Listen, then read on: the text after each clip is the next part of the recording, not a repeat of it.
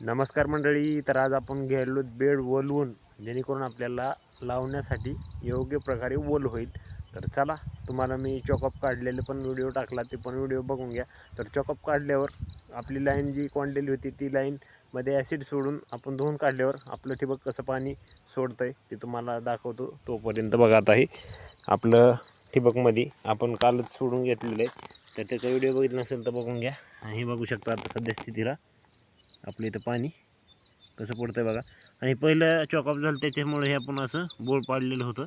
तर आता पाणी पण गळते बरं का, व्यवस्थितपणे सगळंच व्यवस्थित, म्हणजे सगळं ह्याला हा काय आपण असे बोळ पाडून घेतले होते हा काही, कारण पाणीच पडत नव्हतं ना त्याच्यामुळं. आणि बघा आता खालून पण ह्याच्या पाणी ठिबक वाटे हे का गळायला लागले आता. तर बघा, ह्या पद्धतीनं असं फायदा होतो आहे ॲसिड सोडल्याचा. आणि आता आपण ह्याच्यामध्ये आज दुपारून लावून घेणार आहोत काकडी. तर उद्याच्याला तुम्हाला काकडीचा पण व्हिडिओ येईन, आम्ही कशी लावतो कसं काय करतो ती. तर ह्याच्यावरती नंतर खत पण टाकून घ्यायचं आहे. आणि वांग्याचा पण व्हिडिओ येईन, खत टाकायचा वांग्याला पण. तर मंडळी, सध्या स्थितीला आता बघा आपल्याला लावायपुरतं वल झाली बघा, इतकी वल बघा, इतकं भिजलं. तर खूप मस्त वल झाली अशी. इतक्यावर लावलं तरी काकडीला काय त्याच्या बेला पाणी झालं तरी बी खूप झालं.